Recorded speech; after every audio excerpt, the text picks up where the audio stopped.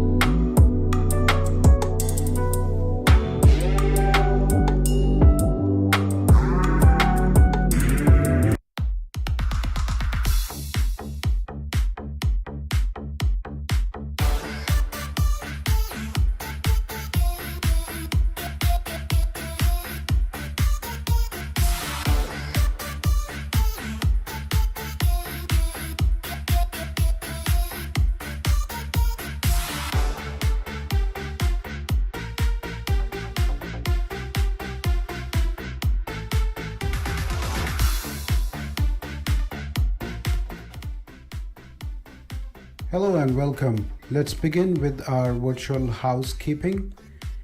Mute your mic when you're not speaking. Please have your video turned on at all times. If you want to be anonymous and keep your video off, you're more than welcome to do so. Please use your headset if possible, especially if you're in a crowded and noisy area. To ask a question, use raise hand button. Usually you will find this button on your Zoom control bar. Alternatively, you can use the chat box and ask your question as well. For high resolution of this video stream on Zoom, use the switch to shared content button on top left of your screen. With the experience that we had with Zoom, the legibility of text presented in the presentation is much clearer on a screen size of 12 inch or above. So we will appreciate to use, if you use the 12 inch or above screen size for a legible text which you would be able to read through.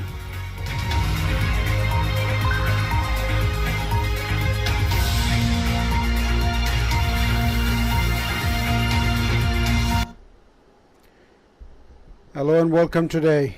My name is Vishal and you all are welcome to the session number 12 or APMP, that is the Association for Proposal Management Professionals.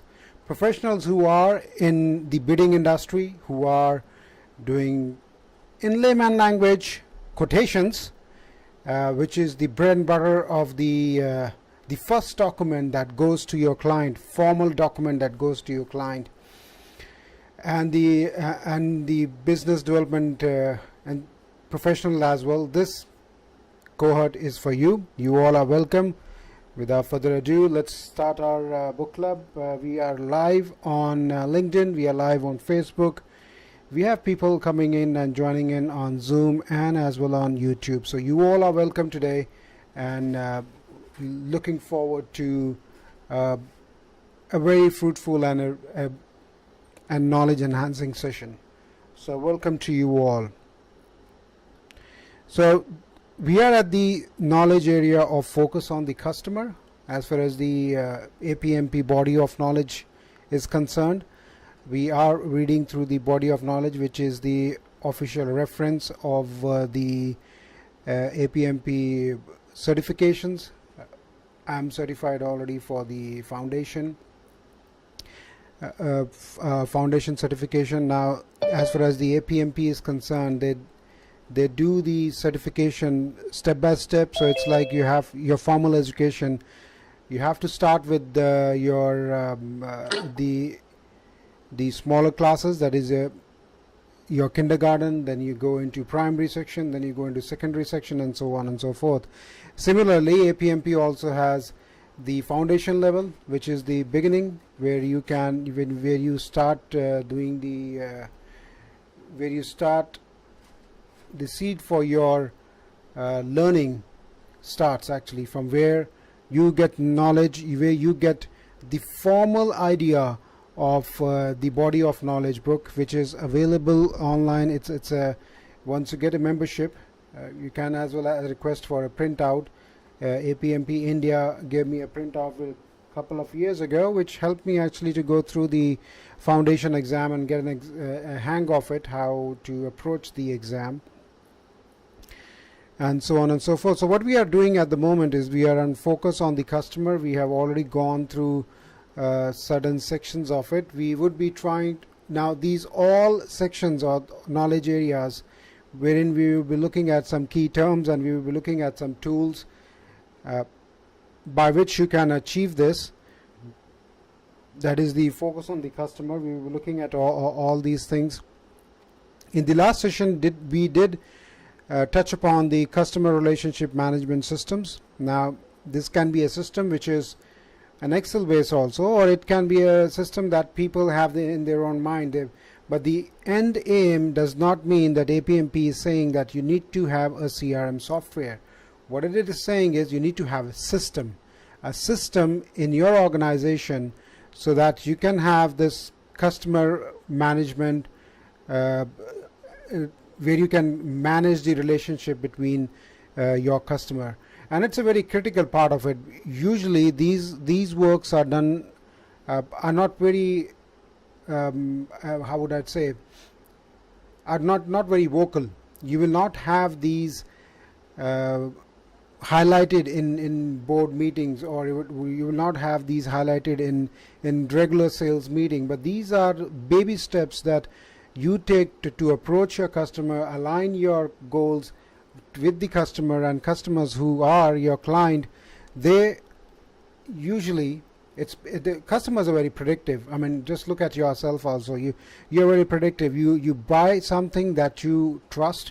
You buy something that you emotionally connect with, okay, and you buy something, of course, who suits your budget. So in other words, a product or a service that is inclined towards your needs would be the major reason why you will go for a product, right, or a service for that matter.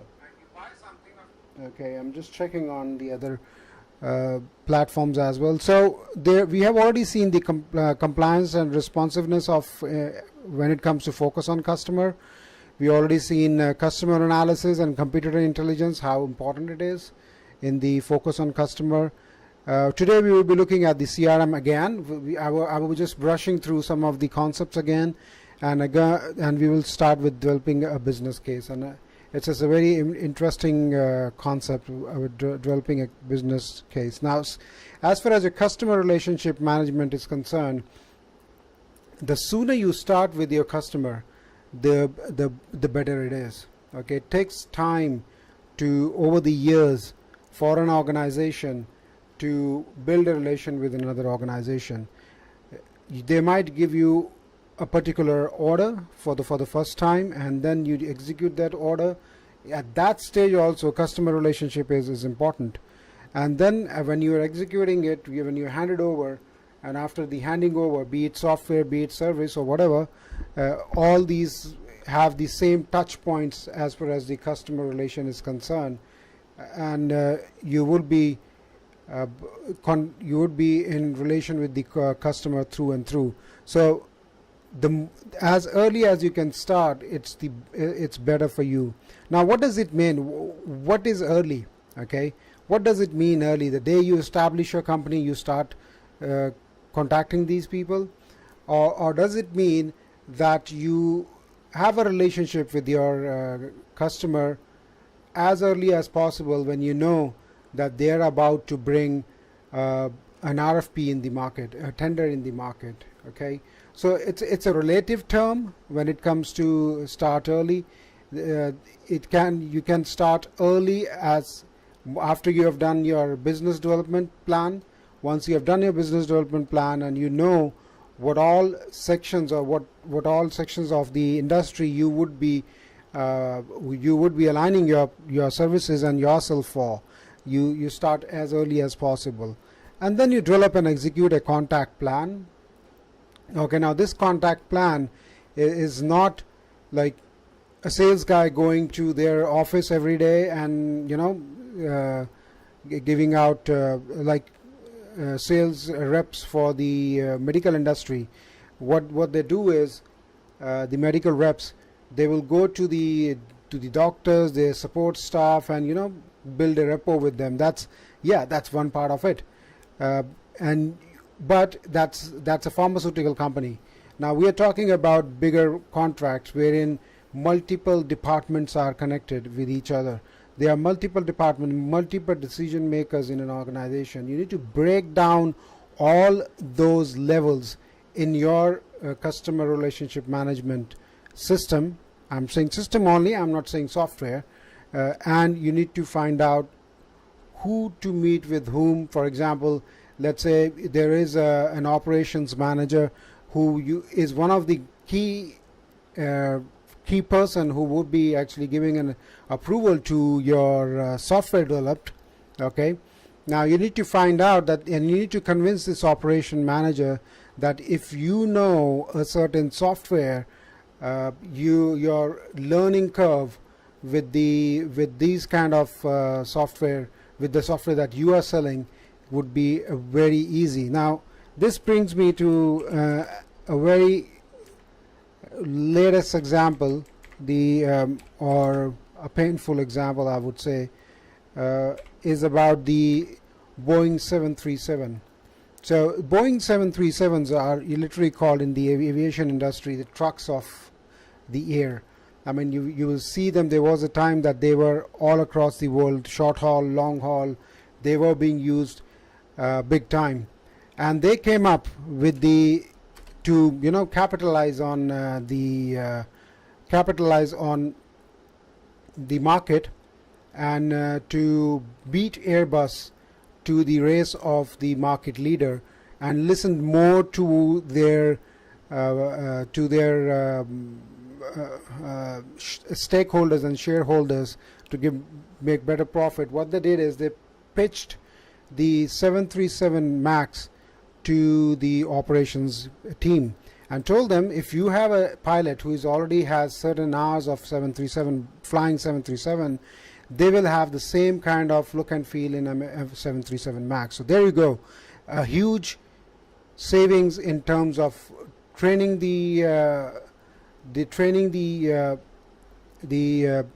pilots, training the ground staff, and you save a lot of money.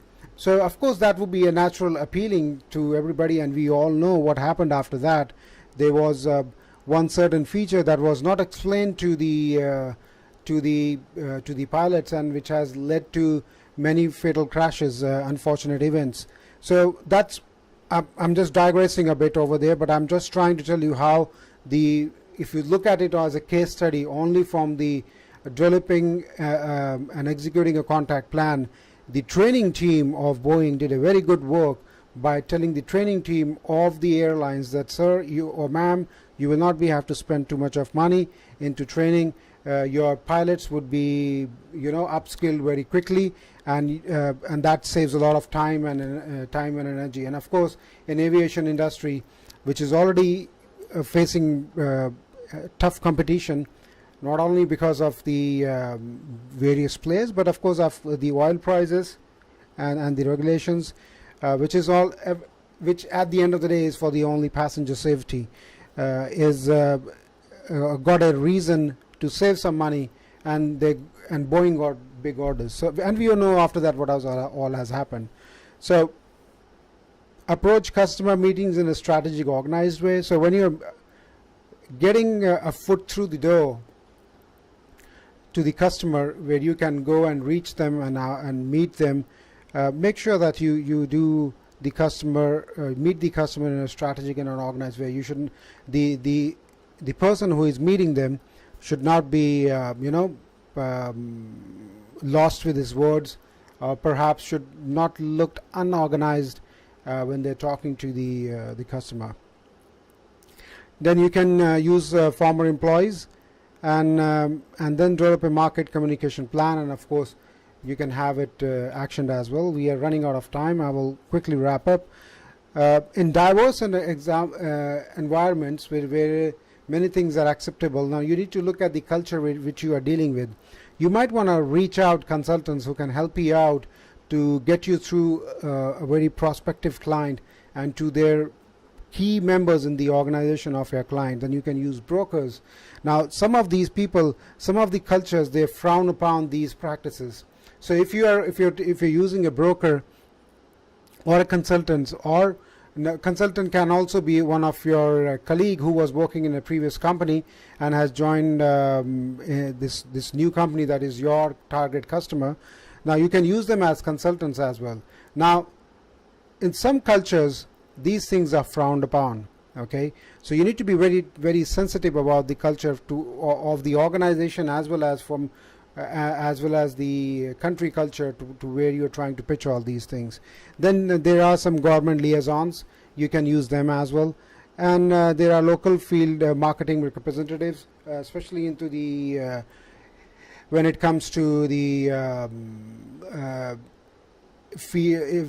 the armed forces. Okay, there you will have Department of Defense of individual countries. You can have these authorized representative who can help you out to get through. So I will just quickly go through the relationship management. You can see we are talking about who, what, when, where, why, and how of your communication matrix that we were talking about. An execution, a contact plan. We're talking about contact plan. This is one of the examples. So who needs to be met? General Jones, PEO. What we're going to do is we talk about the acquisition, when, on this date, where, this one. Now this is an overall view, a bird's eye view of the contact plan with the customer. Okay, so that's where we come to the end of our session today. You have been a very awesome audience. Let me see if there are any questions in the chat box of Zoom. Apparently not. And if there are any questions on LinkedIn, no, we don't have any. So up until next week, we will start the slides from customer relation. Sorry, my bad. Developing a business case, which is important because this is what you're trying to do as a business development manager or a representative, and as a bidding manager.